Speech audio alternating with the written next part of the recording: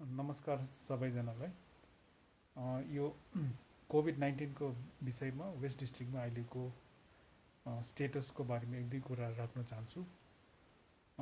हामीलाई अब थाहा भएकै कुरा हो, हिजो एउटा पोजिटिभ केस निस्क्यो र अहिले चाहिँ हाम्रो डिस्ट्रिक्टमा हामीले चाहिँ त्यो पोजिटिभ केसको जुन चाहिँ कन्ट्याक्ट छ त्यसलाई हामीले ट्रेस गर्नुमा गरिरहेको छ र तपाईलाई जानकारी दिन चाहन्छु कि त्यो हाम्रो कोभिड पोजिटिभ पेसेन्ट चाहिँ 19 तारिक सिलगढीबाट मल्लीमा आएको थियो र उहाँ चाहिँ साउथ डिस्ट्रिक्टको हुनाले उसँग 3 जना चाहिँ साउथ डिस्ट्रिक्टको थियो र त्यो साउथ डिस्ट्रिक्टको चाहिँ उहाँहरूले चाहिँ जेएनबी राभङलामा लगेर गएको थियो र हाम्रो रेस्ट 9 जना चाहिँ यो वेस्ट सिक्किमको थियो र यो 9 जना चाहिँ हामीले चाहिँ त्यो 9 जना चाहिँ हामीले जेएनबी रोहतकमा हामीले त्यही दिन हामीले लगेको थियो र यो जेएनबी रोहतकमा एक रात 9 जनालाई नै हामीले राख्यो र त्यसमध्ये एकजना चाहिँ पेड क्वारेन्टाइन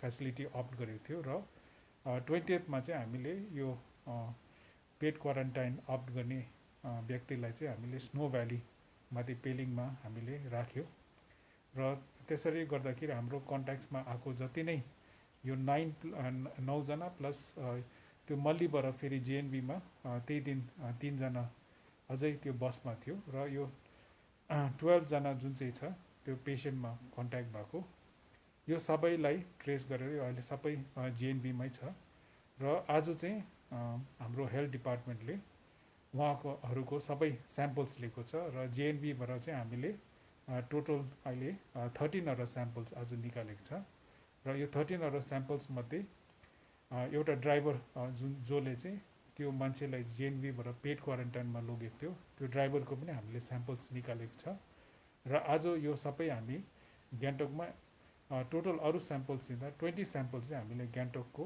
ट्रुनेट टेस्टिङको लागि आज पठाएको छ र हामीलाई लाग्छ कि यो रिजल्ट चाहिँ भरे बेलुकासम्म आउने र यो रिजल्ट आइसकेपछि हामीले चाल पाउनुहुन्छ कि सिचुएसनको अलिकति हामीलाई क्ल्यारिटी हुन्छ र अहिले चाहिँ हामीले के गरेको छ भने जेएनबी त्यो एरिया डल्लैलाई कन्टेनमेन्ट जोन बनाएको छ र जेएनबीमा चाहिँ अहिले कोही आउनु पनि पाउँदैन, कोही जानु पनि पाउँदैन, खालि अफिसियल्स र मेडिकल टिमहरू यहाँ जो ड्युटीमा छ उहाँहरू मात्रै अहिले जेएनबीमा अहिले उहाँहरू एन्ट्री पाउनुहुन्छ र यो सबै हामीले कन्टेन गरेर राख्छ र हामीलाई चाहिँ के छ भन्दा चाहिँ जति कन्ट्याक्ट छ हामी सबै ट्र्याकमै छ र सबै कन्टेन भएको छ र कोही डिस्ट्रिक्टमा त्यस्तो खालके केही कन्ट्याक्टहरू बाहिर त्यो खालके सिचुएसन पनि छैन र जति कन्ट्याक्ट छ त्यो सबै कन्टेनमेन्ट जोनमा छ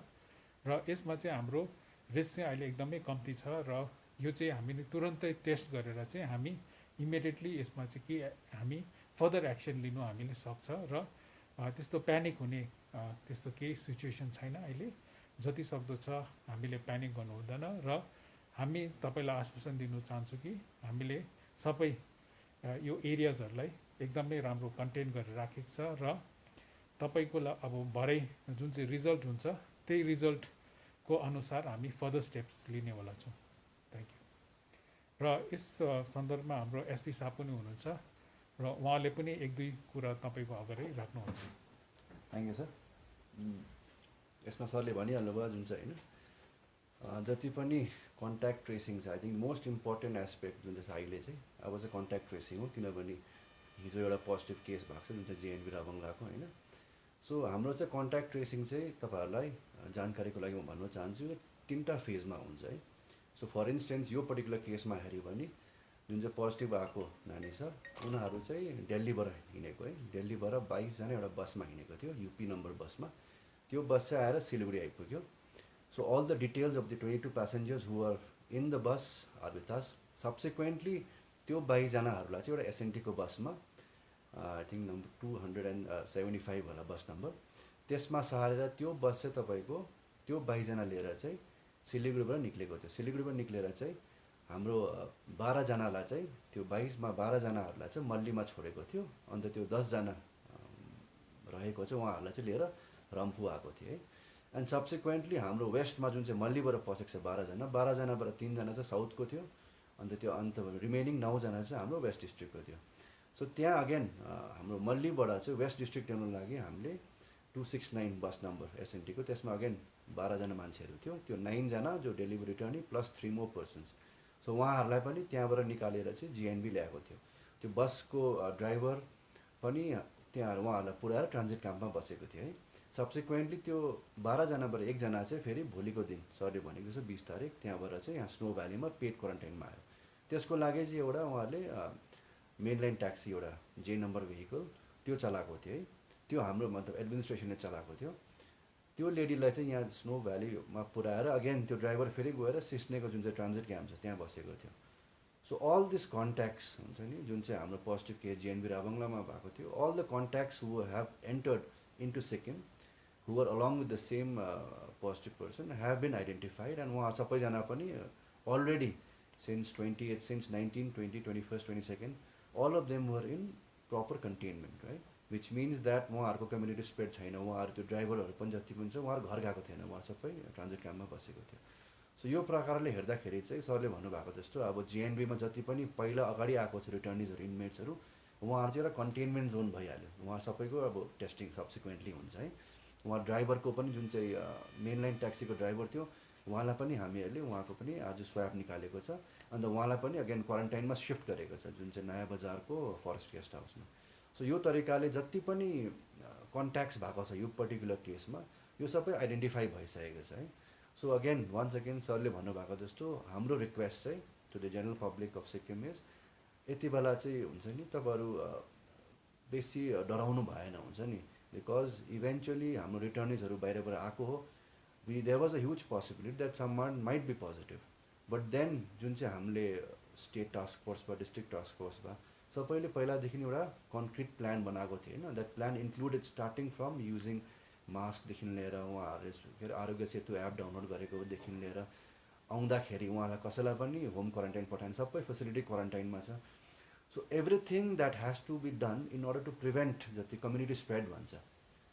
कुनै मान्छे चाहिँ घर पठाएको भए चाहिँ त्यो भिन्दै डर हुन्थ्यो कि ऊ कसलाई भेट्यो कसो भेट्यो. But in this particular case हामीलाई कम्प्लिट इन्फर्मेसन छ एन्ट्री पोइन्ट फ्रम दिल्लीदेखि लिएर हाम्रो क्वारेन्टाइन फेसिलिटीसम्म कि उहाँको कन्ट्याक्ट को छ भनेर.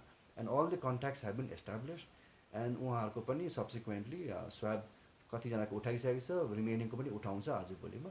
And then will go forward from that. So I think most important is we have to understand that Sikkim government administration is completely we are geared up. We knew that there was a possibility कि positive case आउँछ, but त्यो आको खण्डमा चाहिँ response कस्तो हुनुपर्ने छ that has already been it's in the process of being executed. So यति भन्दै म धन्यवाद दिन चाहन्छु. Thank you. यो टेस्टिङको बारेमा एक दुई कुरा राख्न चाहन्छु.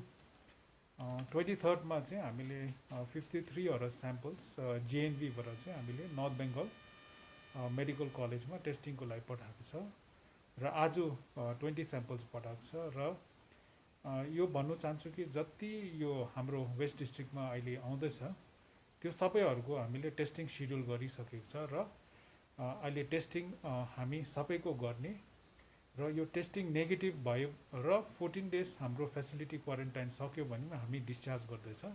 र इन केस हामीले इभन होम क्वारेन्टाइनमा गर्दाखेरि पनि we are advising at least 14 days that family should be kept under home quarantine. So in this way we are ensuring that at least 28 days that person is under quarantine, 14 days in facility quarantine and 14 days in home quarantine. So this way I think we are taking utmost precaution. We are doing testing also, and based on the test results as well as on the length of the stay in the district, then only we are releasing that particular person into the society. So we are having active search teams. हाम्रो जुन चाहिँ पञ्चायत र आशा वर्कर्सहरूले actively track गर्दैछ अहिले जति home क्वारेन्टाइनमा छ. They are all under surveillance and we have already created a database of all those people and daily यिनीहरूको रिपोर्ट हाम्रो एक्टिभ सर्च टिमले लिइरहेको छ.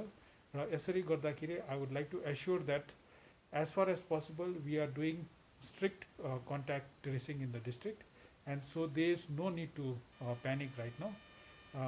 This is just one particular case which has come up, and since there are lot many people who are coming from Delhi today and tomorrow, so we are geared up.